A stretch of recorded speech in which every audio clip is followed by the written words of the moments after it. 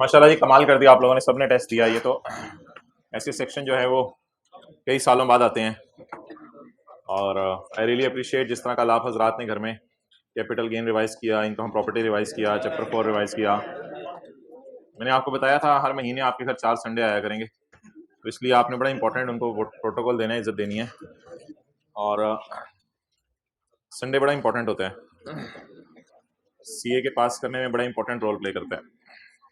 वो हजरात हाथ खड़ा करें जिनसे गलती से दिन ज़ाया हो गया, कल का दिन गलती से ज़ाया हो गया, और वो हजरात अब हाथ खड़ा करें जिनसे दिन ज़ाया हुआ और साथ फिर ये नदामत के आंसू भी रात को अथरू हो गए हैं। सीरियसली, यू आर अथरूइंग like anything.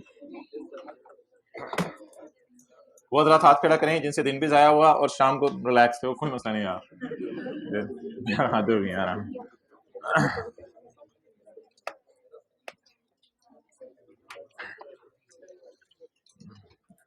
Income from other source,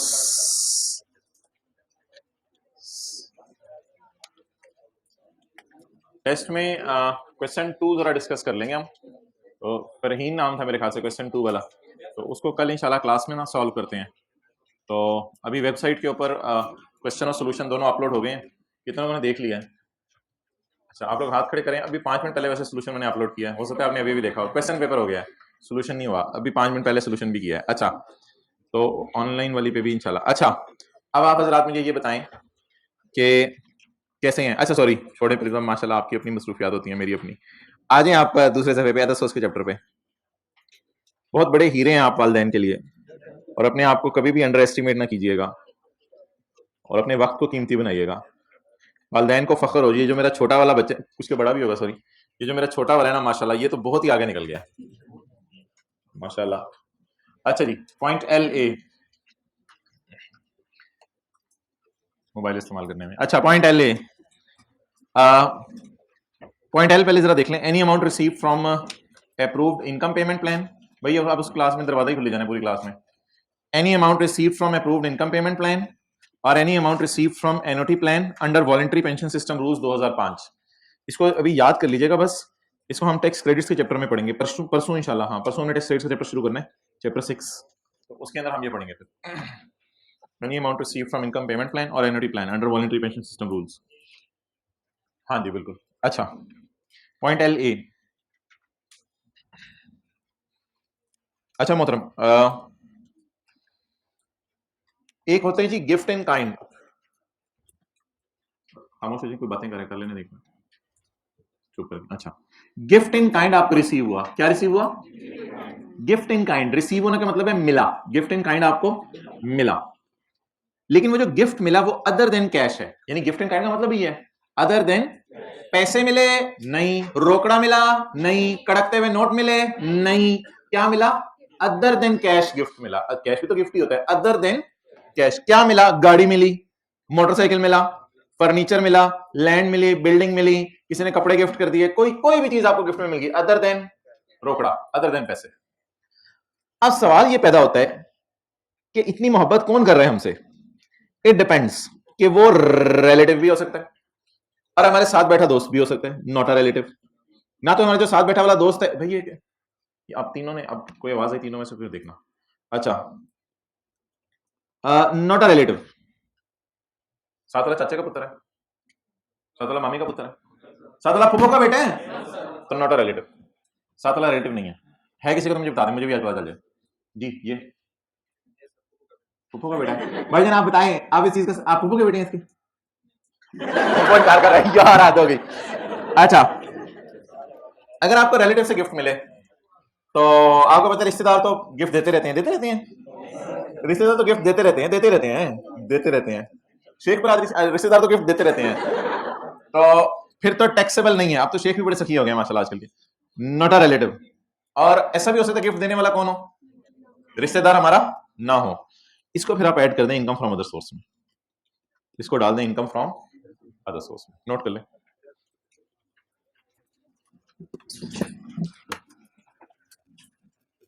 जल्दी जल्दी। नोट करें और पॉइंट एल पढ़ लें। अस्सलाम वालेकुम, मरहबा।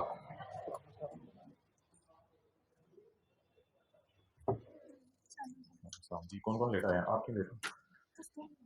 लेकिन ये तो कोई लेटा जी, और कौन लेटा है?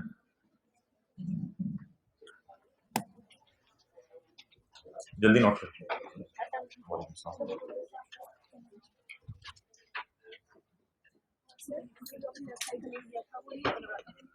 खास के बाटी ऐसे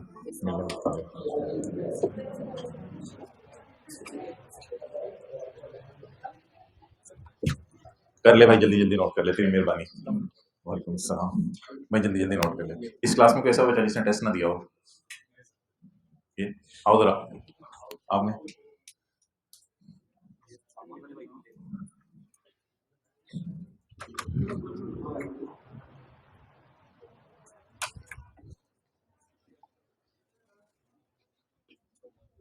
अच्छा जी, इधर आओ इधर आओ इधर आओ।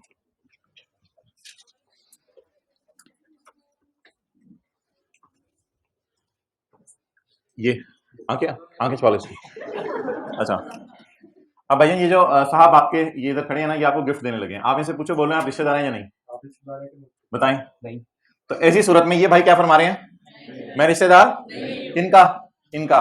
अब ये जब इनको गिफ्ट देंगे, गिफ्ट दें, ये जब पीछे नहीं देखना, ये जब इनको गिफ्ट देंगे तो ये इनके हाथों में इनकम फ्रॉम अदर सोर्स। चलें जी, गिफ्ट वापस करें जाए।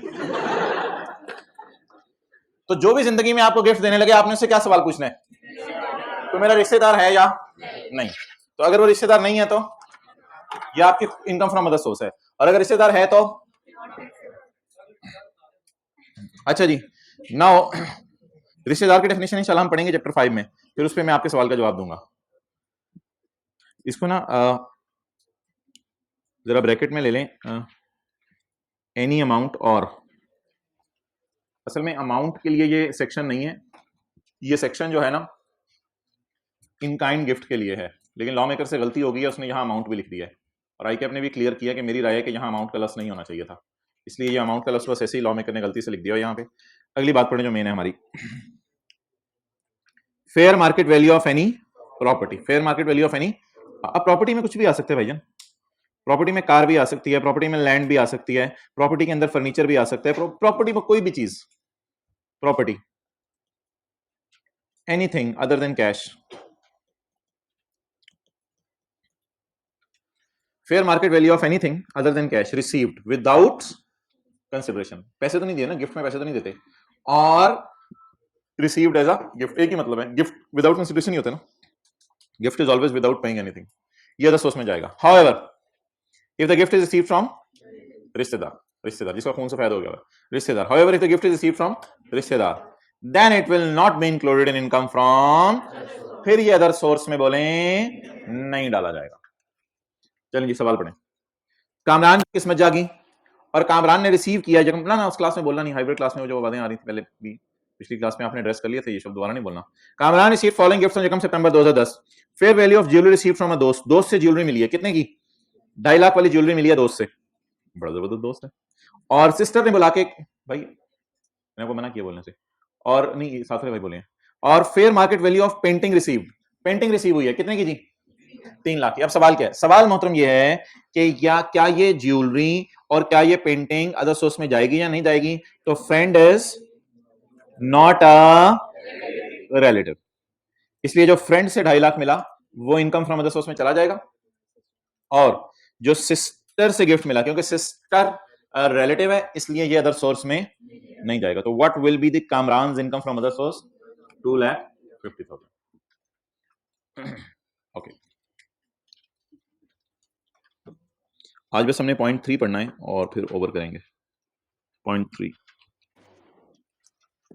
अच्छा जी, अटेंटिव वजह का काफी मेन डिस्कशन है आज, हम तो पहले से ही अटेंटिव बैठे हैं।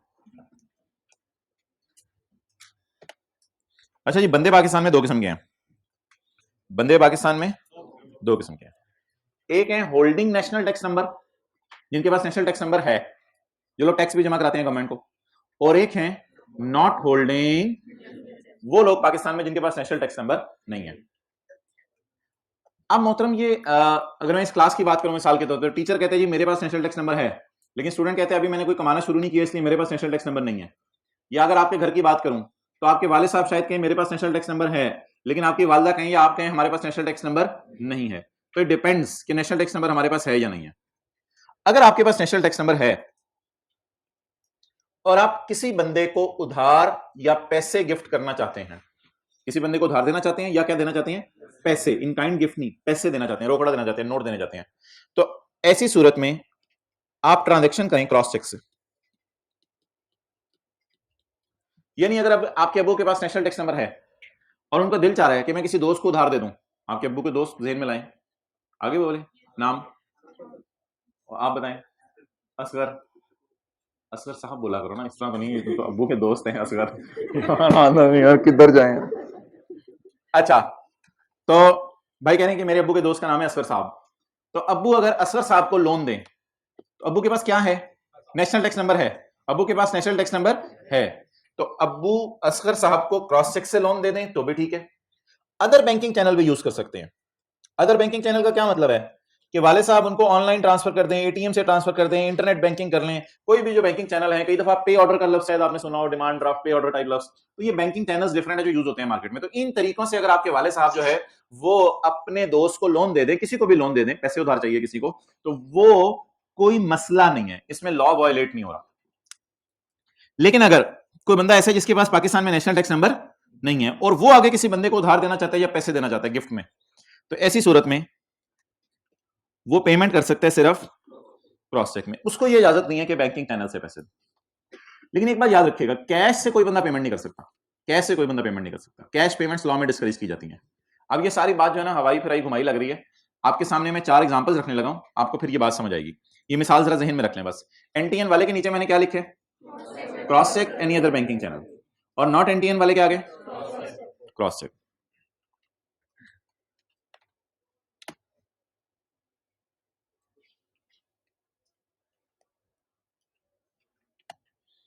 अच्छा जी, क्रिश्चियन कॉलेज ओनर नहीं, कैंटीन ओनर लिखना था यहाँ पे, हैवी मिसाल हो गई इधर, कैंटीन ओनर लिखना है इसको।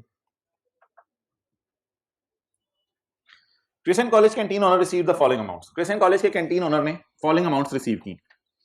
आपको पता है आप इस फ्लोर से ऊपर जाएंगे तो कैंटीन होगी, उससे ऊपर तो इंशाल्लाह सब नहीं जाना एक दिन। तो Christian college canteen owner receive the following amounts, इसने ये अमाउंट्स रिसीव की। एक बच्चा था क्यूएम की क्लास पढ़ने आया बीएमडब्ल्यू के ऊपर। अब जब इसने बीएमडब्ल्यू गाड़ी इसने लाके अपनी खड़ी की तो ये कैंटीन ओनर ने ऊपर से ही इसने देख लिया। अब ये बच्चा जो है वो क्लास लेके लशपश तैयार होके जो है वो कैंटीन पे जब पहुंचा तो इसने कैंटीन वाले को ऑर्डर लगाया, भाईजान एक समोसा रच के चटनी डाल के मुझे दे दें। अब जब कैंटीन ओनर ने इसको समोसा दिया और साथ जो है वो इसको जो है samosa with shot of brown colour, okay this is samosa, maybe this is chutney. तो अब कैंटीन ओनर ने कहा कि भाई ये समोसा आपके लिए और आज मेरी तरफ से ना एक चाय, मेरी तरफ से एक चाय भी हो जाए साथ। अब क्या किया कैंटीन ओनर ने, जब ये बच्चा जा रहा था इसने कहा, कैंटीन ओनर ने स्टूडेंट को कोने में, जरा कोने में आके मेरी बात सुनिएगा, आपसे एक बात करनी थी, थोड़े से ना प्रिंसिपल साहब ना बताइएगा, मुझे थोड़े से पैसे चाहिए, लोन ऑफ 20,000, मुझे उधार चाहिए 20,000, इंशाल्लाह जब आप सीए पास करेंगे मैं आपको दे दूंगा, परेशान ना हो। लोन ऑफ रुपीज 20,000, 20,000 का मुझे उधार दे दो, स्टूडेंट खुदा के लिए उधार दे दो। स्टूडेंट से उधार ले लिया, स्टूडेंट के पास नेशनल टैक्स नंबर नहीं था, स्टूडेंट के पास नेशनल टैक्स नंबर नहीं था।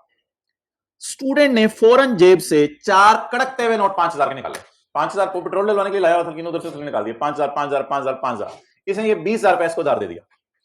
अब आप मुझे बता दें, सारी बातें इररिलेवेंट हैं, सिर्फ ये 2 बातें रिलेवेंट हैं, बस मुझे बता दें, स्टूडेंट है या जो मर्जी लिखा हुआ उससे फर्क नहीं पड़ता, ये जो लोन देने वाला है, लेने वाला कौन है? रिश्वत लेने देने वाला मैं बात नहीं कर रहा, मैं लोन देने लेने वाले की बात कर रहा हूं। ये लोन देने वाला कौन है? Student, canteen. लोन देने वाला कौन है? स्टूडेंट। लोन लेने वाला कैंटीन ओनर, कैंटीन ओनर। तो लोन देने वाले को आपने देखा करना है, लोन देने वाले के पास क्या नेशनल टैक्स नंबर है? नहीं है। अगला सवाल मेरा, क्या जिसके पास नेशनल टैक्स नंबर ना हो वो बंदा कैश में लोन दे सकता है? कैश में। वो सिर्फ किस फॉर्म में लोन दे सकता है? तो इसको चाहिए था अपनी BMW गाड़ी में जाता, डैशबोर्ड से चेकबुक निकालता, चेकबुक तो बच्चों ने भी अपने अकाउंट खुलवाए होते हैं बैंक में, चेकबुक निकालता और चेक फाड़ के देता। फाड़ के मतलब ये नहीं कि फाड़ के दे दे चेक जो है वो इसको बना के देता। इसकी इजाजत तो थी, लेकिन इसने जो है वो ब्लंडर मार दिया, इसने लोन किस फॉर्म में दे दिया। अब मुझे बताएं ये जो मैंने बात लिखी है क्या इसकी कंप्लाइंस हो रही है या वायोलेशन? वायोलेशन। तो इसका मतलब है, ये कौन बोल रहा था, ये लास्ट में ये अच्छा तो नहीं लगता, आप लोग इतने बड़े हो गए, सीट चेंज करें आपकी, देखें आप बोलते हैं।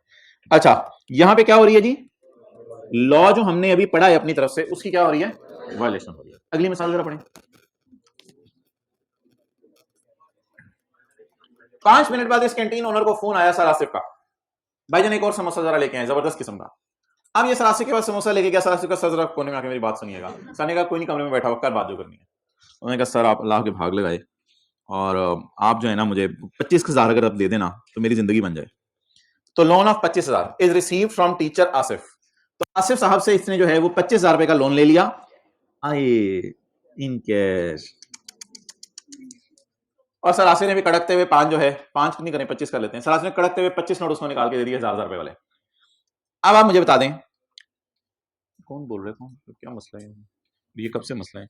अच्छा, अब सवाल ये है कि भाईजान सर आसिफ के पास एनटीएन है या नहीं है? क्या सर आसिफ क्रॉस चेक बना के दे सकते थे? जी हाँ। क्या सर आसिफ जो है वो बैंकिंग चैनल से ट्रांसफर कर सकते थे? जी हाँ। क्या सर आसिफ कैश दे सकते थे?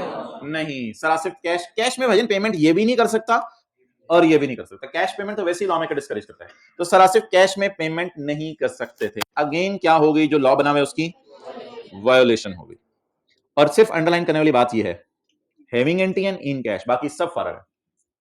असल ये बात है डिसीजन मेकिंग के लिए कि एनटीएन वाला बंदा भी क्या नहीं दे सकता, क्या हो गई यहां पे। अगला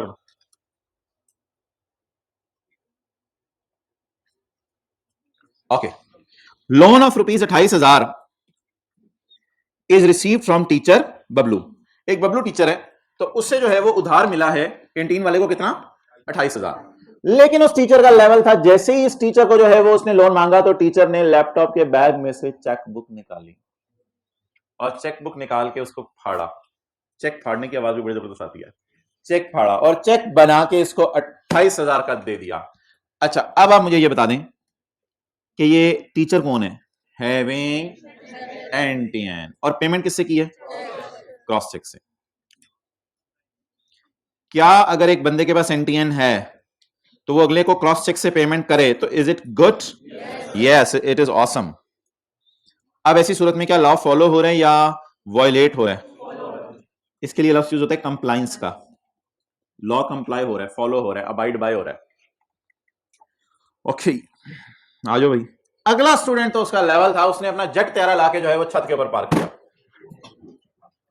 अब जो है वो ये फंक्शनल उर्दू की क्लास लेने आया था और इसने अपना जेट तैयारा लाके जो है वो कैंटीन के पास पार्क किया। अब कैंटीन वाले का तो आप उसने कहा यार लुट मचा दो यार, इसकी तो जान ले लो यार, और इसको कोने में लेके गया, भाईजान मुझे ना आपको 30,000 रुपया जो है ना आप दे देना तो अल्लाह आपके भाग लगा दे।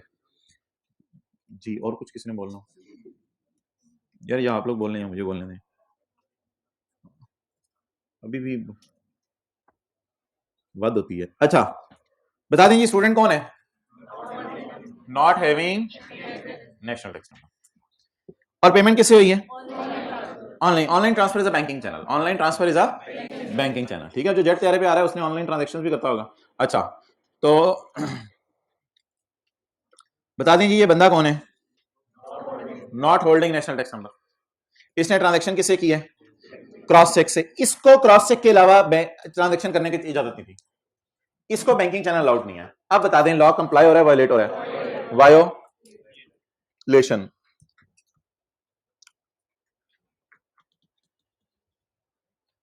अच्छा जी, अब ऊपर किसका नाम लिखा हुआ था, कैंटीन ओनर का, और नीचे 4 एग्जांपल्स में किसका नाम लिखा हुआ था, टीचर का और स्टूडेंट का। तो टीचर और स्टूडेंट लोन देने वाले हैं, कैंटीन ओनर लोन, टीचर और स्टूडेंट। और भाईजान साथ वाले को प्लीज इधर उधर ना किया करें, उसको सुनने समझ नहीं दिया करें। टीचर और स्टूडेंट क्या है, लोन देने वाले, और कैंटीन ओनर लोन लेने वाला। अब आप मुझे बताएं कि वैसे वायलेशन आपको करता हुआ कौन नजर आ रहा है, टीचर और स्टूडेंट नजर आ रहे हैं वायलेशन करते हुए या कैंटीन ओनर नजर आ रहे हैं वायलेशन करते हुए? दिखने में शायद आपको घर जाके लगे कि टीचर और स्टूडेंट वायलेशन कर रहे हैं, इनको चाहिए था कि चेक वगैरह से जो बैंकिंग चैनल है उससे अलाउड है उनसे पेमेंट करते। लेकिन भाईजान लॉ मेकर कह रहे हैं कि भाईजान लेने वाला भी तो वायलेशन कर रहा है। कैसे लेने वाला वायलेशन कर रहा है? लेने वाला ऐसे वायलेशन कर रहा है कि लेने वाले को पैसे लेने से इनकार कर देना चाहिए। जैसे ही आपको टीचर या स्टूडेंट कैश निकाल के दे, आप कहें सॉरी भाई मैं कैश में पैसे नहीं लेता, आप मुझे चेक बना के दें, मेरा भी एक लेवल है, तो आप मुझे चेक बना के दें, सॉरी मुझे ये पैसे नहीं चाहिए और ये पैसे अपने पास रखें, और मत्थे पे मार के आ जाता ये आप रहे हैं और ये आपके पैसे रहे। मुनासिब तो नहीं थी ऐसी बात, लेकिन बहरहाल बात समझने के लिए बात की जा सकती है। तो ऐसी सूरत के अंदर मोहतरम मुझे ये बताएं कि दिखने में शायद आपको लग रहा हो कि टीचर और स्टूडेंट वायलेशन कर रहे हैं, लेकिन लॉ मेकर यहां कह रहे हैं कि मेरी नजर में वायलेशन असल कौन कर रहा है? Canteen owner. और असल में लॉ मेकर सजा भी उसको देना चाह रहे हैं जिसको पैसे मिल रहे हैं। जो पैसे दे रहे हैं उसको क्या हम सजा दें? वो तो अपने पैसे पहले पैसे दे रहा है, उसको सजा क्या दें? और तो यहाँ पे सजा लॉ मेकर देना चाह रहे हैं पैसे मिलने वाले को। तो लेने वाले को सजा देनी है, देने वाले को? लेने वाले को। जो पैसे ले रहा होगा उसको सजा देनी है। क्या सजा देनी है? कि देने वाला अगर इन रूल्स को फॉलो नहीं कर रहा तो लेने वाले को भी पैसे लेते हुए इनकार कर देना चाहिए था। आप बता। हाँ जी, अनपढ़ है तो उसे पता नहीं कि लाल सिग्नल लाल होता है, तो कलर ब्लाइंड है, तो हम क्या करें? पुलिस वाला तो उसको पकड़ेगा। सुबह सुबह बुलवाते हो। अच्छा जी, बोले भाई क्या क्या इनकम में ऐड करेंगे? 20 को करेंगे ऐड इनकम में। किसकी इनकम में? कैंटीन ऑनर की। इनकम फ्रॉम अदर सोर्स ऊपर हमने लिख लेना, कैंटीन ऑनर का न्यूमेरिकल सॉल्व हो रहा है। और 25 को डालेंगे इनकम में। लॉ वायलेट हो रहा है ना, जहां जहां वायलेशन होगी वहां वहां सजा मिलेगी। आगे लॉ क्या हो रहा है? कंप्लाई हो रहा है। और चौथी में लॉ टोटल 75 डाला जाएगा किसकी इनकम में? लेने वाले की, पैसे लेने वाले की। पैसे लेने वाला कौन है? Canteen owner. So that was all about it जी।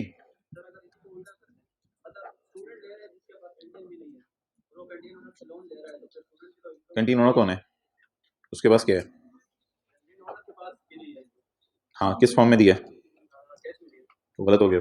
अच्छा जी, आ जाइए जी पिछले सफे पे। पिछले सफे नहीं, सॉरी, आपके तो शायद नोट्स में इसी सफे पे है। अच्छा जी, नहीं नहीं नहीं नहीं, नहीं। पढ़ें जी। Any amount received as loan, any amount received as, पैसे जो आपको मिले किस फॉर्म में? लोन के फॉर्म में। Any amount received as loan by a person in a tax year from another person. By a person, by a person कौन है? क्या हुआ? टेस्ट का सोल्यूशन कहां से खुल गया? टीचर या स्टूडेंट बोलते हैं आप लोग, क्या बोलते हैं अपने आप को?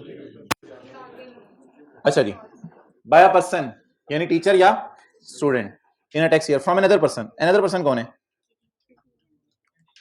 उल्टा हो गया ना। Received by a person, receive by a person from another person, दूसरे बंदे से मिला, तो ये है वो टीचर और स्टूडेंट। और वो कौन है जी? Canteen owner. ब्रैकेट वाले को छोड़िए अभी। Otherwise then by, cross check में मिलना जुर्म है या क्रॉस चेक के अलावा मिलना जुर्म है? अदरवाइज देन बाय का क्या मतलब है? कि इस तरह मिले या इसके अलावा मिले? क्रॉस चेक तो बैंक पे ड्रॉ होता है ना हमेशा, ड्रॉ ऑन बैंक को तो ब्रैकेट में ले लें। अच्छा, और बैंकिंग चैनल, ये बैंकिंग चैनल भी अलाउड है। बैंकिंग चैनल के अलावा अलाउड नहीं है, बैंकिंग चैनल अलाउड है। Otherwise then by banking channel, banking channel के अलावा लेना भी जुर्म है। लेकिन ये जो बैंकिंग चैनल में आप लेते हैं ना पैसे, ये सिर्फ एक बंदे से ले सकते हैं जिसका क्या है? एनटीएन है। अच्छा, क्रॉस चेक के आगे उसने लिखा हुआ है एनटीएन, नॉट हैविंग एनटीएन, तो क्रॉस चेक में तो दोनों दे सकते हैं। देखा ना, क्रॉस चेक हमने दोनों में लिखा था। लेकिन ये जो बैंकिंग चैनल है इसके साथ इसने खास किसका लफ्ज डाल दिया आगे सिर्फ? तो जिसके पास एनटीएन है वो क्रॉस चेक से भी दे सकता है और बैंकिंग चैनल से भी दे सकता है। अब जुर्म बता दें क्या है? Any amount received as loan by canteen owner from teacher otherwise then by cross check, ये जुर्म हो गया। इसकी सजा सुने जी। बिस्मिल्लाह। shall be treated as income from for the year in which it was, जिस साल ये पैसे आए उस साल आपकी कौन सी इनकम में डाल दिए जाएंगे? इनकम फ्रॉम अदर सोर्स में डाल दिए।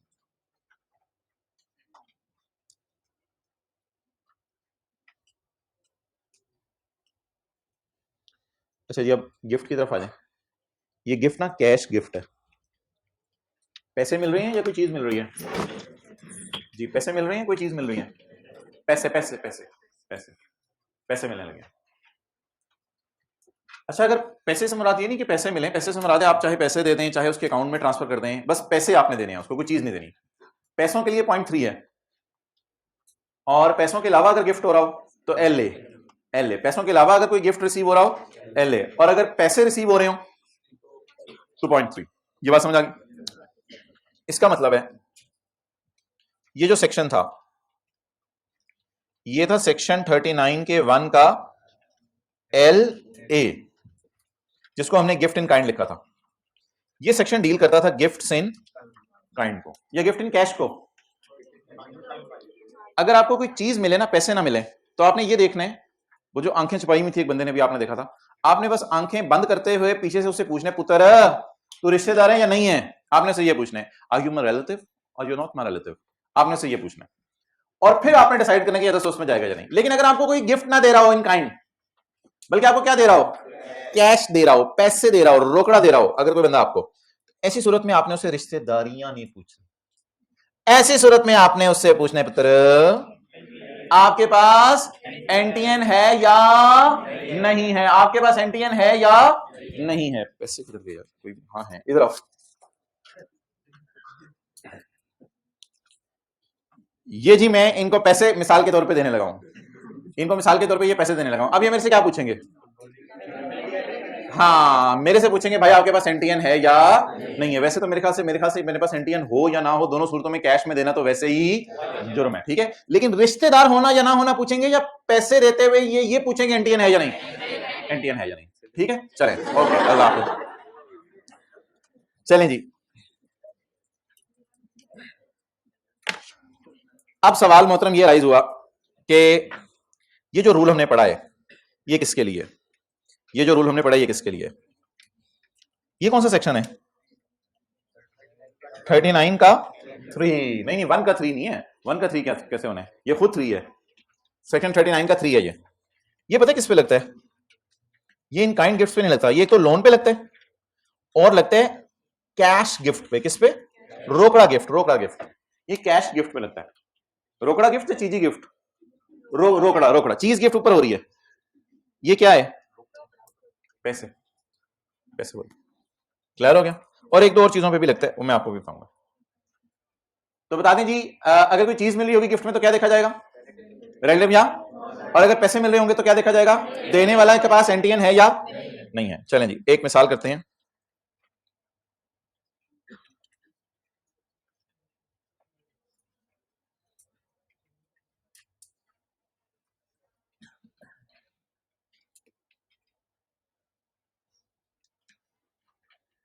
नोट करेंगे, मिस्टर टिंकू, हद हो गई।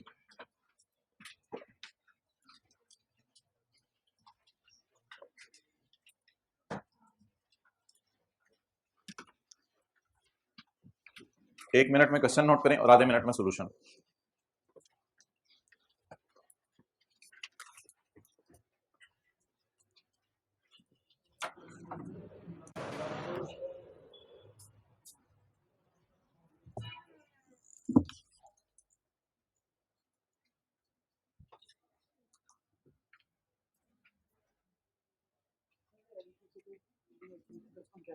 किसके? हाँ नहीं, वो फिर वो अलग चीज है, आगे मिलते हुए देखना है जी। किस किसने टेस्ट दिया था? जरा हाथ खड़ा रखें। अच्छा, ये बाकी है रात को जी। जवाब क्या है? कैलकुलेटर पे बता दें जवाब क्या है।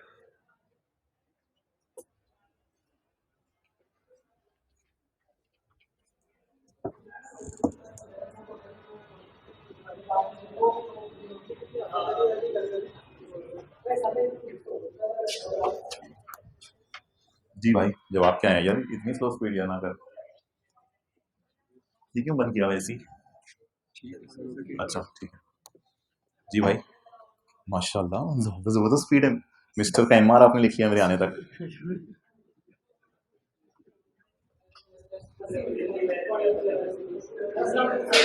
वालेकुम सलाम।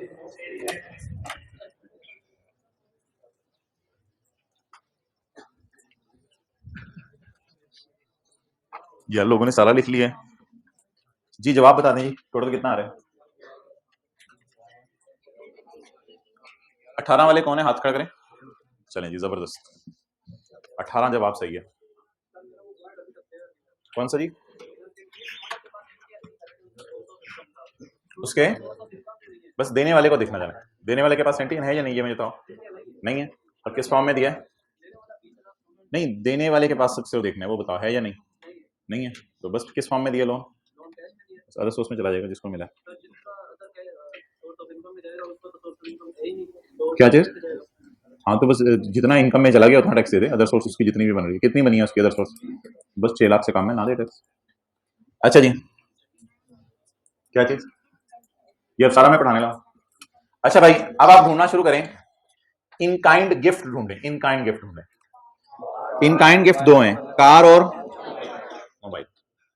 आप दो चीजें ढूंढे, लोन और इन कैश गिफ्ट।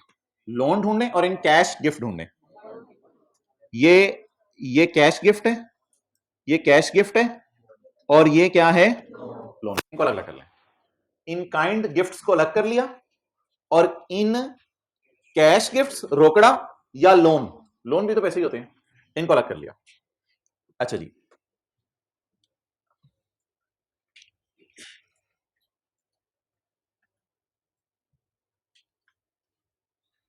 जी अब जहां जहां मैंने येलो किया है उस पे लगता है 39 के 1 का LA, 39 के 1 का LA, और जहां जहां मैंने ग्रीन किया है उस पे लगता है सेक्शन 39 का 3। अब जो इन काइंड गिफ्ट्स है ना, जैसे मोबाइल है, कार है, उनमें देखा जाएगा रिलेटिव होना या ना होना, उसमें एंटीएन नॉट एंटीएन नहीं देखा जाएगा। और जो लोन है और इन, भाई इन तीनों चीजों में आपको फर्क पता है ना क्या क्या होती है। मैं 3 लफ्ज बोल रहा हूं। नंबर 1, किसी ने आपको गाड़ी तोहफे में दे दी, what is this, gift in kind. किसी ने आपको 50,000 रुपए तोहफे में दे दिए, this is gift in cash. किसी ने आपको 20,000 रुपए दिए और कहा बाद में वापस कर देना, इट इज। ये 3 चीजें हैं बस टोटल। तो गिफ्ट इन काइंड को अलग रखना है कैटेगरी, और बाकी सारा चाहे कैश में गिफ्ट हो चाहे उधार हो, इन तीनों को अलग रखना है, इन दोनों को अलग रखना है। इस बुनियाद के ऊपर मुझे बता दें, जहां जहां 39 का 3 लगना है वहां मैंने एंटीएन और नॉट एंटीएन का होना देखना है, क्लियर। और जहां जहां येलो वाला सिनेरियो है वहां मैंने रिश्तेदार या नॉन रिश्तेदार का होना देखना है। अब इसकी इनकम फ्रॉम अदर सोर्स मालूम करनी है हमने। अगर नानी अम्मा जिनके पास एंटीएन नहीं है, पूरी जिंदगी नानी अम्मा ने टैक्स जमा नहीं कराया, इनके पास एंटीएन नहीं है, तो क्या नानी अम्मा को एंटीएन ना होने की, रिश्तेदार होना ना देखें, नानी को नानी होने की वजह से ना कंसिडर करें, इग्नोर द नानी now word, ignore the word नानी नाउ। तो नानी को नानी होने की वजह से ना देखें, आप देखें चीज क्या मिल रही है, पैसे कैश में मिल रहे हैं। नानी अम्मा ने 5 बिलियन रुपए, 5 मिलियन कर लें, नानी अम्मा ने 5 मिलियन रुपए किस में दे दिए, कैश में दे दिया। अब बता दें, क्या जो भी हैं ये, मे बी नानी, may be Nana, what ever he और शी मे बी, इनके पास एंटीएन है? जिसके पास एंटीएन नहीं है, क्या वो बंदा इस रूल को फॉलो करे? यस, इस रूल को फॉलो करे। अच्छा नहीं है, क्या जिसके पास एंटीएन नहीं है वो इस रूल को फॉलो करे? क्या नानी अम्मा ने इस रूल को फॉलो किया है, चेकबुक मंगवाई है या आपको कैश दे दिया है? इसका मतलब है क्या हो गई है, वायलेशन होगी। जहां जहां वायलेशन होगी वहां वहां इनकम फ्रॉम अदर सोर्स में डालते रहे मिलने वाले की। नंबर 2, क्या जो दोस्त है उसके पास एंटीएन है? अगर दोस्त के पास एंटीएन है, नानी का कहां गया, अगर दोस्त के पास एंटीएन है तो मुझे बता दें, एंटीएन वाले को भी अलाउड नहीं है गिफ्ट कैश में देना। देखें, एंटीएन वाला भी गिफ्ट कैश में नहीं दे सकता। अगेन क्या हो रही है, वायलेशन हो गई। भजन कैश में याद रखिएगा, दोनों में से कोई भी नहीं दे सकता। तो ये भी क्या हो गई, वायलेशन हो गई। ये 6 भी मिलने वाले की कहां डाल दें। अब ये जो येलो वाले सिनेरियोज है ना, यहां वायलेशन या कंप्लायंस का लफ्ज नहीं बोलना आपने, यहां वायलेशन या कंप्लायंस का लफ्ज नहीं बोलना, यहां रिश्तेदार या नॉन रिश्तेदार बोलना है बस। अच्छा जी, दोस्त क्या है मेरा, नॉट अ रिलेटिव। तो अगर नॉट अ रिलेटिव से मुझे कोई चीज मिले तो मिलते ही ये कहां चली जाएगी, इनकम फ्रॉम अदर सोर्स में। यहां अब कंप्लायंस और वायलेशन का लफ्ज नहीं सोचना। कजन क्या है, मोबाइल है, कजन मोबाइल कहां से, कजन क्या है, रिश्तेदार है, कजन रिश्तेदार है। तो रिश्तेदार होने की वजह से जो भी गिफ्ट मुझे दे दें मेरी अदर सोर्स में, क्योंकि इस पे एल वाला पॉइंट लगेगा। 3 की जगह मैंने 0 लिख दिया समझने के लिए। नेक्स्ट, आखिरी चीज बता दें, लोन मिला है किससे? अब अब्बू का अब्बू होना ना देखें, ये बात इग्नोर करें, रिलेटिव होना नहीं देखा जाएगा। रख ले हाथ में, तो ये देख रहा हूं सर। अच्छा हाँ, अब्बू का अब्बू होना नहीं देखा जाएगा। फिर क्या करें, आपको जो लोन मिला है वो किस बंदे से मिला है, हैविंग एनटीएन वाले से मिला है, और किस फॉर्म में, क्या एनटीएन वाला बैंकिंग चैनल से दे सकता है? अब कंप्लाइंस हो रही है या वायलेशन हो रही है? कंप्लाइंस हो रही है, लॉ फॉलो हो रहा है। तो लॉ फॉलो हो रहा है तो सजा बनती है या नहीं बनती? Is equal to 18। लेकिन आप पेपर में तो लिस्ट बना के आएंगे ना पूरी, एक एक आगे लिखेंगे, इस तरह तो नहीं जमा करके आ जाएंगे।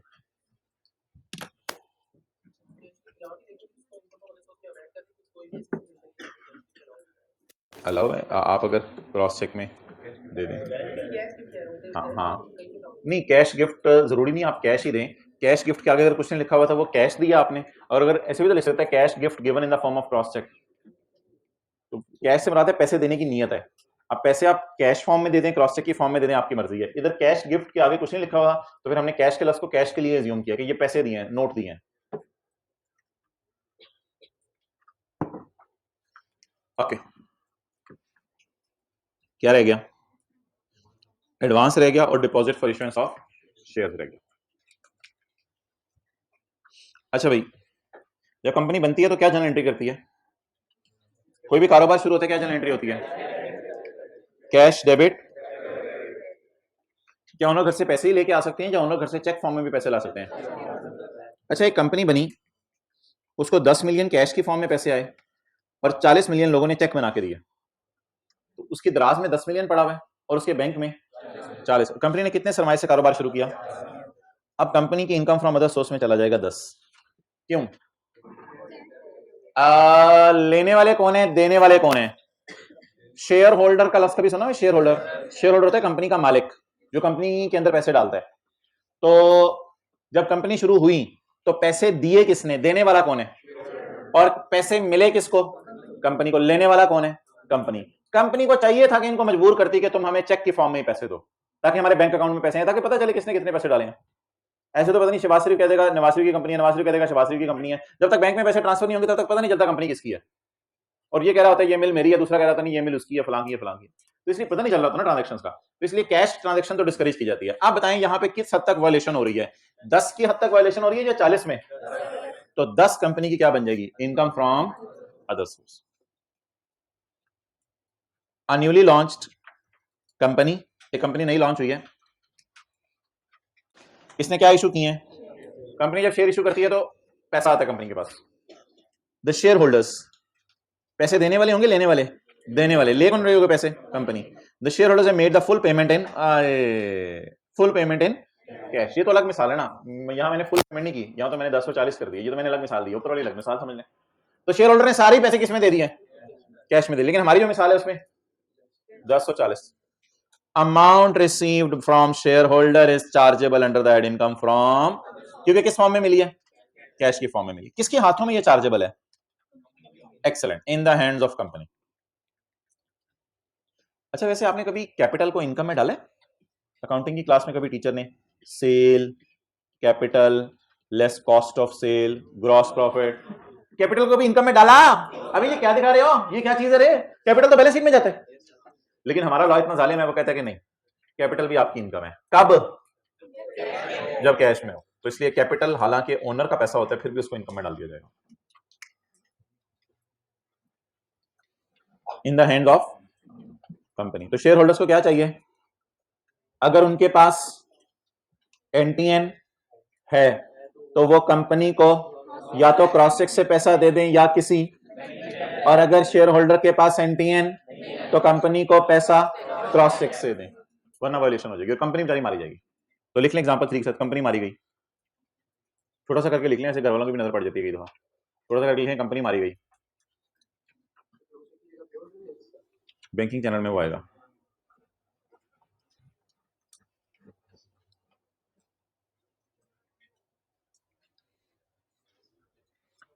ये लफ्ज सब समझ आ गया, deposit for issuance of shares. Deposit का क्या मतलब होता है, किसने डिपॉजिट जमा कराया है, किसको डिपॉजिट मिला है, deposit received for issuance of shares. जो डिपॉजिट मिला है शेयर इशू करने के बदले। डिपॉजिट रिसीव्ड बाय कंपनी अगर आप कर लें तो शायद ज्यादा अच्छा रहे। Deposit received by company. किस लिए डिपॉजिट मिला इसको? शेयर इशू करके से पैसे मिले।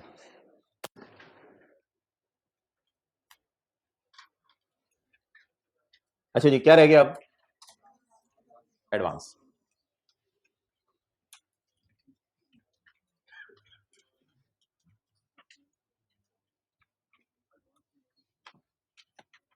भाई एडवांस 3 किस्म का हो सकता है। कभी जिंदगी में एडवांस दिया आपने? कॉलेज वालों को फीस जो आपने जमा करवाई थी वो क्लासें लेने के बाद जमा करवाई थी ना, क्लासें लेने से पहले। तो व्हाट इज दिस? एडवांस। वो कह रहे मेरी बात नहीं हो रही, मैंने अभी तक नहीं कराई।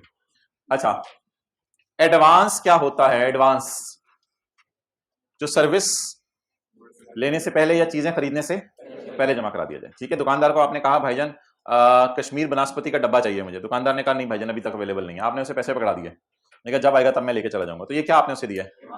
एडवांस दिया। एडवांस 3 किस्म का हो सकता है। दुकानदार एडवांस रिसीव कर सकते हैं for sale of goods. Sale of goods की मिसाल के तौर पे सेल ऑफ फर्नीचर। कभी आप फर्नीचर शायद लेने गए हो मम्मी अबू के साथ, तो फर्नीचर की दुकान वाला कहता है कि यार थोड़ा सा ना जरा एडवांस दे दें 5-10 हज़ार रुपया, फिर इंशाल्लाह हम आपको जब बना के देंगे फर्नीचर तो बाकी पैसे तब दे दीजिएगा। कभी ऐसा हुआ जिंदगी में? कभी तो कभी कभी आप एडवांस दे हो गया एडवांस दे देते हैं for sale of goods.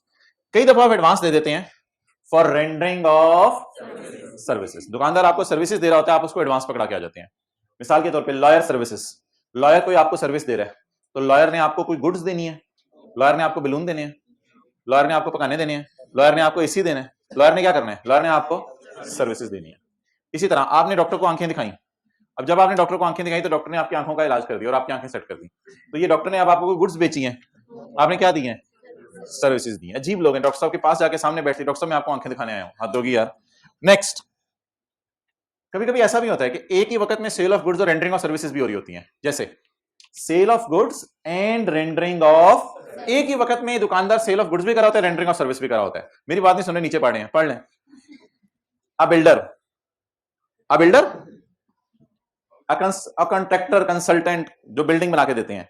A builder constructed a house, हमें घर बना के दिया, उसमें उसने मटेरियल भी बेचा, ईंट बजरी सीमेंट भी, लोहा भी, सरिया भी, बजरी भी। किसी के अंदर तो नहीं सरिया होता ना, लोगों के अंदर सरिया होते हैं सरिया। भाई कह रहे हैं मेरा तजर्बा है, मैंने देखा है कुछ लोगों को है उनमें, नहीं आपके अंदर तो नहीं है। अपने किसी के अंदर सरिया देखा आपने कभी? अच्छा, देखते रहते हैं। अच्छा, वैसे होना नहीं चाहिए। A builder constructed a house and provided material and map services. उसने चीजें भी बना के दी, यानी मटेरियल भी प्रोवाइड किया, चीजें भी बेची, और साथ साथ उसने सर्विसेज भी दी। अब ये वाला जो एडवांस है ना, ये वाला, इस पर सेक्शन 39(3) जो हमने अभी पढ़ा है डज नॉट अप्लाई। सेक्शन 39(3) इस सेक्शन के इस एडवांस के ऊपर सेक्शन 39(3) अप्लाई। अब इसका मतलब मैं आपको बताता हूं, पहले एनओटी कर ले।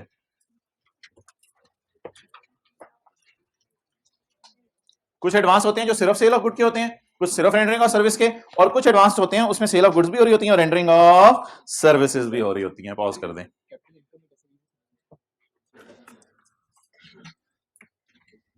अच्छा भाईजान मुझे ये बताएं, मैं मजे कहां लिखूं? मजे बताएं मजे कहां लिखूं? उधर लिखूं, इधर लिखूं? अच्छा पहले तो मुझे ये बताएं 39 के 3 में कोई बेनिफिट है या सजा है? सजा है। ये बात तो नहीं। 39 का 3 एक सजा दे रहा है, एक जुर्म पे सजा दे रहा है। अब बता दें मैं मजे का लफ्ज कहां लिखूं? हाँ, अब आपकी साइड बदल गई, आप उधर कह रहे हैं। देखिए ना, 39 का 3 ना लगना, ये तो बड़ी खुशखबरी है। लोग तो रोते हैं कि 39(3) हम पे लग रहा है, हमारी इनकम्स बढ़ रही हैं। तो 39(3) का ना लगना एक खुशी की बात है। आज हम 39(3) की एक्सेप्शन पढ़ने लगे हैं। तो ये हो गए जी मजे, एंजॉय। इस बात का क्या मतलब है? इस बात का मतलब यह है, means payment can be made in cash, कोई मसला ही नहीं। Payment can be made in cash.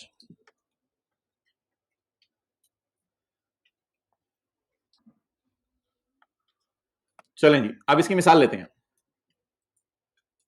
Zardari साहब ने सोचा कि अपनी बेटी की शादी करें। अब ये गया दुकान के ऊपर फर्नीचर की, पीपीपी वाले। अब ये गया दुकान पर फर्नीचर की, क्या क्या बेटी? बख्तावर। तो अब ये गया दुकान पर और दुकान पे जाकर इसने जो है वो दुकानदार को ऑर्डर किया, भाई ये फर्नीचर कितने का? दुकानदार ने कहा जी ये जो आप पसंद करें ये तो 10 करोड़ का है। अच्छा, तो जरदारी ने कहा ठीक है जी, एडवांस कितना लोगे? कहते हैं 2 करोड़ एडवांस लूंगा आपसे। अब जरदारी भाई ने ये 2 करोड़ पे आप पैसों की फॉर्म में दे दिया, लुटा नहीं रहे ऊपर, मतलब ये कि पैसे दे रहे हैं, ये मैं आपको समझाना चाह रहा हूं।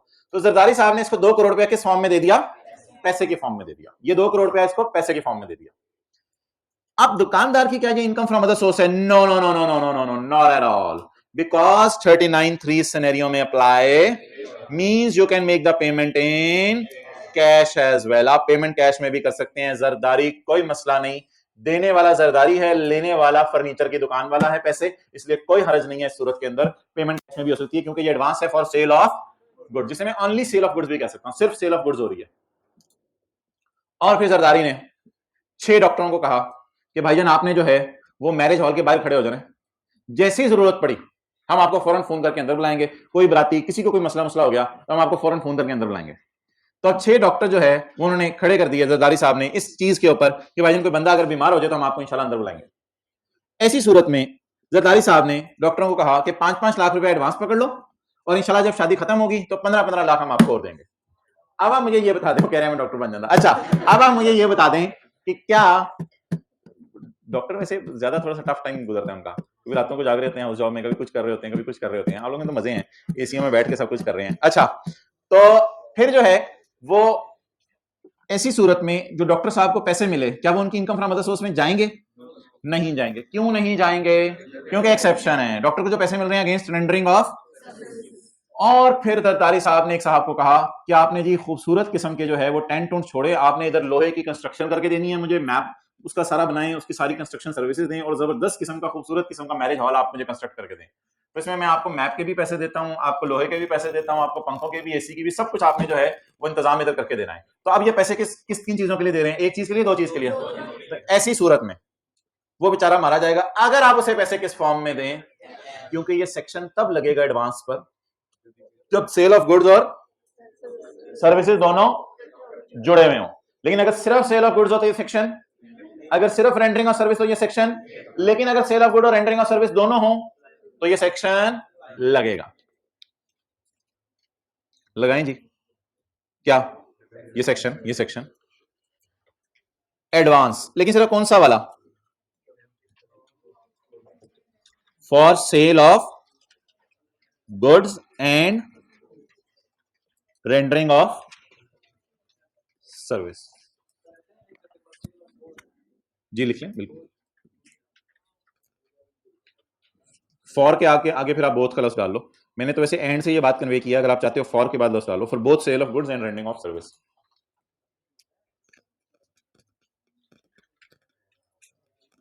गाइस खामोश हो जाए। For sale of goods and rendering of service. अच्छा जी, अब आप पूछ रहे होंगे आपको कैसे पता चला कि इस एडवांस से ये मुराद था? तो मुझे नहीं पता चला, सेक्शन 39 के 4 ने बताया। अगले सफे पे सेक्शन 39 का 4 पढ़ें, अगले सफे पे उसी पे है, अगले पे बुक्स वाले देख लें कहां पे है, जब बुक आ जाए। सबसेक्शन 3 शैल, ओ जबरदस्त भाई जान, ये तो मजे हो गए। Subsection 3 shall not apply, subsection 3 apply नहीं होगा to an advance for sale of, to an advance for सिर्फ सेल ऑफ गुड्स और सिर्फ, और एंड नहीं लिखा हुआ। अगर आप सिर्फ चीजें बेच रहे हो तो ये सेक्शन नहीं लगेगा, अगर आप सिर्फ सर्विसेज दे रहे हो तो ये सेक्शन नहीं लगेगा। लेकिन अगर मैं इसको बदलूं, अगर आप सिर्फ चीजें बेच रहे हो या सिर्फ सर्विसेज दे रहे हो तो ये सेक्शन नहीं लगेगा। चीजें बेच रहे हैं या, और नहीं, और चीजें बेच रहे हैं या सर्विसेज दे रहे हैं तो ये सेक्शन, तो फिर ये लगेगा कब? जब चीजें भी दे रहे हैं और सर्विसेज। अच्छा, अब इसका ना कुछ अंग्रेजी इस तरह भी बन सकती है, सबसेक्शन 3 शैल अप्लाई, इस तरह आप जरा पढ़े। सबसेक्शन 3 लगेगा, कब लगेगा? जब सेल ऑफ गुड्स भी हो रही हो और रेंडरिंग ऑफ सर्विसेज भी हो रही हो। लेकिन अभी तो हम क्या पढ़ना चाह रहे हैं कि subsection 3 shall not apply. All के केस। ठीक है जी, ओवर। चलें अब न्यूमेरिकल निकाल लें। इनकम प्रॉपर्टी वाला जो हमने शुरू किया था, अमीरुद्दीन, अमीर साहब थे ना एक,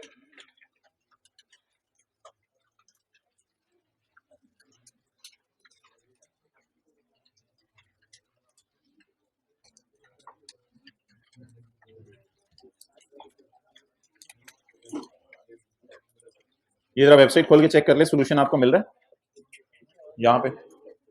किसी से ओपन ना हो रही हो तो पासवर्ड जरा देख लें और यूजर नेम करेक्टली।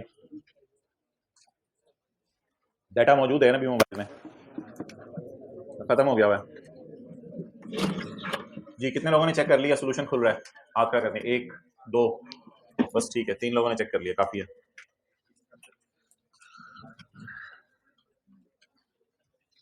चलें जी, सवाल पे वापस आ जाएं।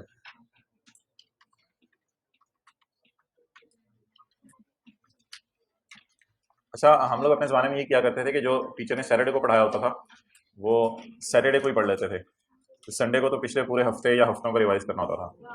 तो इसलिए ये नहीं होता था कि सैटरडे को गए हैं और अब चलो यार आज जरा थोड़ा सा रिलैक्स कर लें, संडे को इंशाल्लाह जो है वो दोपहर के बाद जो है शाम तक इंशाल्लाह रात को पढ़ेंगे।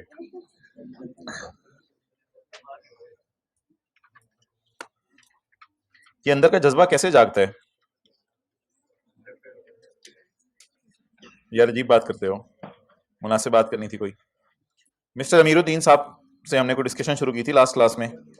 इन्होंने एक ऑफिस कॉम्प्लेक्स बना दिया पूरा, जो किराए पे देना है इन्होंने।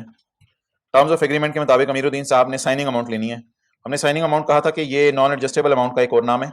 आमतौर पे ये रिफंडेबल होती है, वापस करनी होती है। पेज 9 क्वेश्चन 9 इनकम प्रॉपर्टी का चैप्टर। आमतौर पे ये अमाउंट वापस करनी होती है, लेकिन सवाल में लिखा होता है ये अमाउंट वापस नहीं करनी, तो इसलिए हमने कहा था इसको स्टिल 1/10 ही करेंगे। Rent for the year received कितने? 1150। चलें, working one, income from property.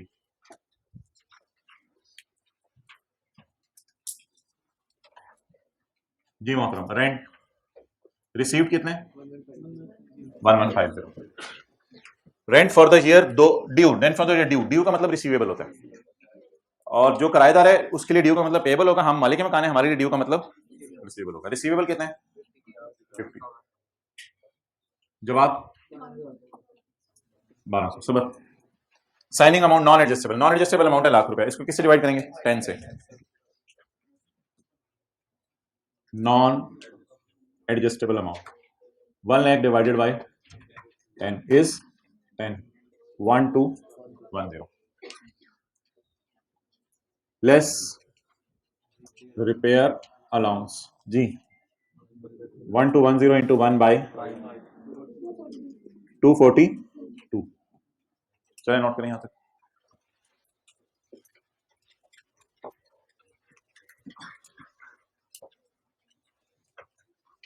थोड़ा बहुत तो नोट कर लिया हुआ था लास्ट क्लास में, कुछ लोगों ने घर जाके पूरा सवाल ट्राई कर लिया था। I really appreciate those people, good. Okay, अच्छा अब ये खर्चों में ना आगे जो खर्चे आ रहे हैं उसमें ढूंढना करें कि कौन सा खर्चा 15 के कौन से पॉइंट के तहत आप माइनस करें।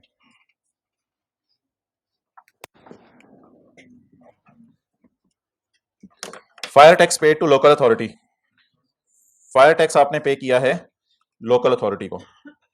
इनकम टैक्स के अलावा ना बाकी जितने भी टैक्सेस हैं लोकल जो भी हैं वो सारे के सारे 15A के पॉइंट सी के तहत आपको पता है माइनस करने की इजाजत है। ये लॉ की प्रोविजन इसलिए खोली जाती है ताकि आपको याद आ जाए आपने ये बात पढ़ी हुई है। तो ये पॉइंट सी के तहत 15A का सी, 15A के 1 का सी, ये माइनस करने की इजाजत है जी। कितना है?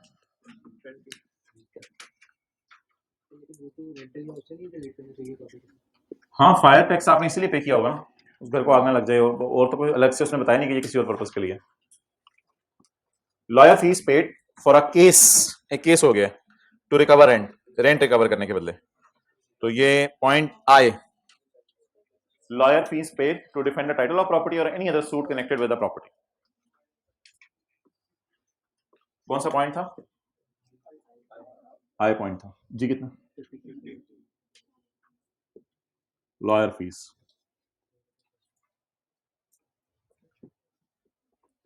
Point number,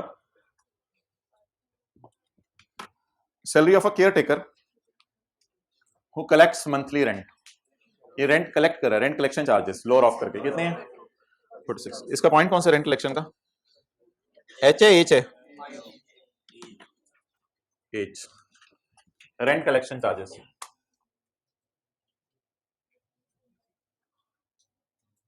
lower of, actual कितने जी, ना ना ना हाइब्रिड क्लास में मोबाइल इस्तेमाल करें ना करें ना करें भाई, कितने परसेंट 4%।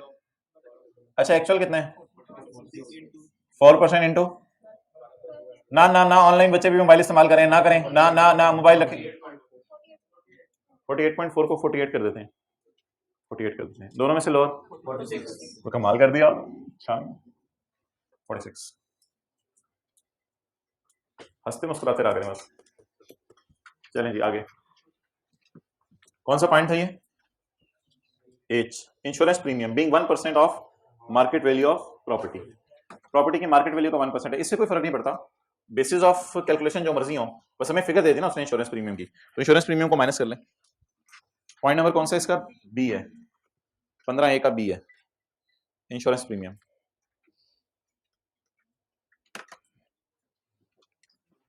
जैसे मर्जी तुमने निकाला है 1% of market value of property, property होता है जो घर है, उस घर की मार्केट में वैल्यू लगवाई है, उसका 1% इंश्योरेंस प्रीमियम बैंक ने मांगा है कि कोई हादसा हो जाए तो हम आपको घर दोबारा बना देंगे, इंश्योरेंस प्रीमियम जी, फिगर गिवन है बस, 1% जो भी है लगा हुआ है, किसी चीज पे आपने लगाना नहीं है। इंश्योरेंस प्रीमियम बीइंग ये है 1% of market value of property. Repair and maintenance में अलाउंस ऑलरेडी माइनस हो चुका है, ओके चलें जी। अब ये ब्लैक पट्टी जो है इसको उतारते हैं, ब्लैक पट्टी या पटा जो भी आप इसे कहें, इसको अब हम उतारते हैं। हाँ देखिएगा जी ब्लैक पट्टी के नीचे क्या छुपा हुआ है, उनसे ज्यादा की बात नहीं हो रही जिन्होंने किताब से पहले ही पढ़ लिया।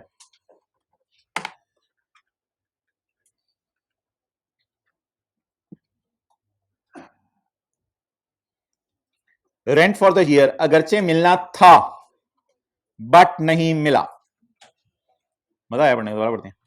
रेंट फॉर द ईयर अगरचे मिलना था बट नहीं मिला, बट सब नहीं मिले, लेकिन वो रेंट नहीं मिला। बोतल बेची पैसे आने थे, 30 रुपए की बोतल है आजकल, 40 की हो गई है, 40 की हो गई है, हद होगी। केले पूछें कितने रुपए दर्जन है, ये नहीं आपको पता होगा, नेचुरल चीजें खाया करें। अच्छा बोलें जी, बोतल बेचनी थी, उसके पैसे आने थे, दो ड्यू, दो का मतलब होता है अगरचे, ड्यू, ड्यू का मतलब होता है डेटर, रिसीवेबल। बोतल के पैसे आने थे बट नहीं आए, बैड डेट डेबिट। एक बार याद रखिएगा, जिंदगी में जो चीज बैड डेट में गई है ना, ये पहले इनकम में गई थी, तभी तो आज बैड डेट हुई है, और इसका जो ओवरऑल इंपैक्ट होता है ना प्रॉफिट पे, वो जीरो होता है। यानी पहले खुशी रिकॉर्ड हुई, फिर गम रिकॉर्ड हो गया, फिर चेहरा नॉर्मलाइज हो गया, यानी पहले बातें खेल रही थी कि पैसे आने हैं, फिर बातें रिवर्स हो गई, अब नॉर्मल सा चेहरा लग रहा है जैसे कुछ भी नहीं हुआ।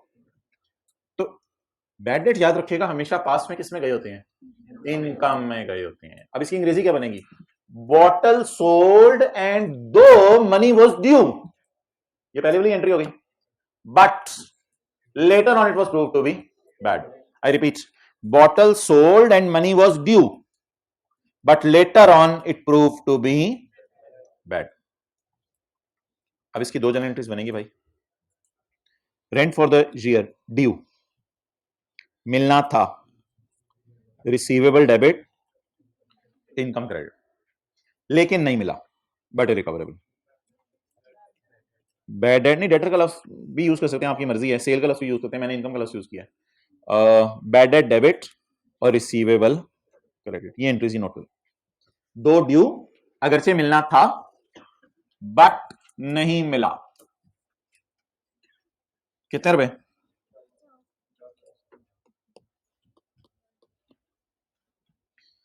अब आपने इसके दो काम करने हैं। सबसे पहले इसको इनकम में डालना है, इस वजह से कि आपकी इनकम थी, और फिर इसको आपने किस में डालना है, बैड डेट। अब अगर आप सॉल्यूशन की तरफ आए तो इनकम में मैं डाल चुका हूं, ये वाली जनरल एंट्री में पोस्ट कर चुका हूं। बैलेंस शीट तो मैं बना नहीं रहा कि रिसीवेबल बनाऊं, इधर कोई बैलेंस शीट तो मैं बना नहीं रहा कि इधर रिसीवेबल का रस लिखूं, तो आपको टैक्स कैलकुलेट करते हुए जो वर्किंग्स हैं वो P&L टाइप महसूस होंगी, कभी आप फील कीजिएगा, इनकम्स माइनस एक्सपेंसेस, ये P&L टाइप कैलकुलेशंस होती हैं टैक्स में। टैक्स में बैलेंस शीट टाइप कैलकुलेशंस नहीं होती, क्योंकि आपने प्रॉफिट निकालना होता है या टैक्सेबल इनकम निकालनी होती है। अकाउंटेंट्स इसको प्रॉफिट कहते हैं, हम लोग इसको टैक्सेबल इनकम कहते हैं। इनकम माइनस खर्चे, और वही कॉन्सेप्ट है, कंसिडरेशन माइनस कॉस्ट नहीं होता, कंसिडरेशन पाया माइनस खोया, नेट जो है वो निहारी, जो भी निकले। अच्छा, अब आप बता दें, ये 50 रुपए ये वाले पोस्ट हो गए, कौन से वाले 50 रुपए पोस्ट हो गए, दिखाओ जाके, ये इनकम वाले, ये 50 रुपए पोस्ट हो गए। अब कौन से वाले हैं, बैड डेट वाले। अब बैड डेट को रिकॉर्ड करने का क्या तरीका है, खर्चा बुक कर लें, खर्चा बुक कर लें। आपको पता है अकाउंट टीचर कहते थे debtor debit sale credit, sale इधर जाती थी, फिर बैड डेट डेबिट, तो बैड डेट खर्चे में आता था। आंखें बंद करें, इंट्रो वाले टीचर्स में लाए, चले इधर आ जाए। बैड डेट जी, बैड डेट बता दें कितने, 50।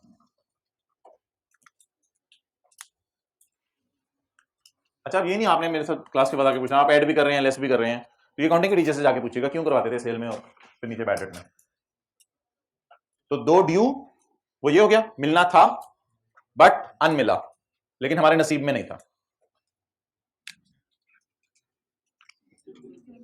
602।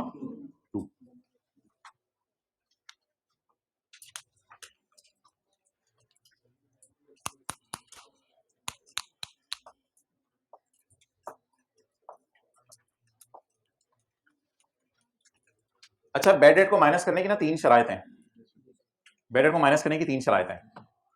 एक शर्त बैड डेट को माइनस करने की ये है कि आपने उसको घर से निकाल दिया है, तो बस ठीक है, अब आप एज्यूम करेंगे उसको हमने घर से निकाल दिया, अब इतनी ज्यादा वो उसमें हम शरायत ढूंढे तो डेटा अवेलेबल नहीं है। फिर दूसरी बैड डेट को माइनस करने की शर्त यह है कि आपने उसके खिलाफ कोर्ट में केस कर दिया है, वो तो शायद कुछ इससे भी एक इंडिकेशन मिली थी, lawyer fees for suit to recover rent, यहाँ से भी थोड़ी सी इंडिकेशन मिली थी, यही वाला रेंट रिकवर करने के पीछे हम पड़े होंगे, तो हमने कोर्ट में उसके खिलाफ केस भी कर दिया। तीसरी इंडिकेशन जो है ना, तीसरी जो इंडिकेशन नहीं मालूम कंडीशन, तीसरी जो कंडीशन है ना वो यहाँ पूरी होती हुई बाहर आपको नजर नहीं आएगी, जिसकी वजह से आप घर जाके जरूर परेशान होंगे आज। तीसरी कंडीशन क्या थी, तीसरी कंडीशन बड़ी भयानक है, मैंने माइनस कर तो दिया बैड डेट, लेकिन फिर भी मैं कह रहा हूं कि तीसरी कंडीशन शायद पूरी होती हुई मैं नजर नहीं आ रही। वो क्या है, unpaid rent has previously been included under the head income from and tax has been paid on it. ये unpaid rent has previously been included in income, ये तो हमें नजर आ रहा है, यहां पे फील भी हो रहा है, unpaid rent has previously been included in and tax has been paid on it वाली बात हमें यहां पूरी होती हुई नजर नहीं आ रही। क्यों, क्योंकि जब ऐड भी हो रहा है और लेस भी हो रहा है तो प्रॉफिट पे इसका इंपैक्ट जीरो जा रहा है और इस पे टैक्स हम पे नहीं कर रहे। लेकिन भाई इसके अलावा कोई चारा नहीं है, फिर एक ऑप्शन ये हो सकती थी कि आप 50 को ऐड भी ना करें लेस भी ना करें, ये फिर इग्नोर कर दें, ये एक जरा अजीब सी चीज बन जानी थी। तो फॉर बेटर प्रेजेंटेशन आईकैप ने भी इसको ऐड भी किया हुआ है और लेस भी किया हुआ है, बेहतर है इसको ऐड भी कर दें और ऐड करके लेस भी कर दें। लेकिन ये अजीब सा सिनेरियो तब बना करेगा जब सेम ईयर में बैड डेट होगा, यानी सेम ही ईयर का उधार था और सेम ही ईयर कंफर्म हो गया कि आप वो पैसे देके नहीं जाएगा, तो मजबूरन हम ऐड लेस कर दिया करेंगे for the purpose of presentation. छोड़ें, चलें इस पे कल बात करते हैं, इस तीसरी कंडीशन में कल बात करेंगे। जाएं।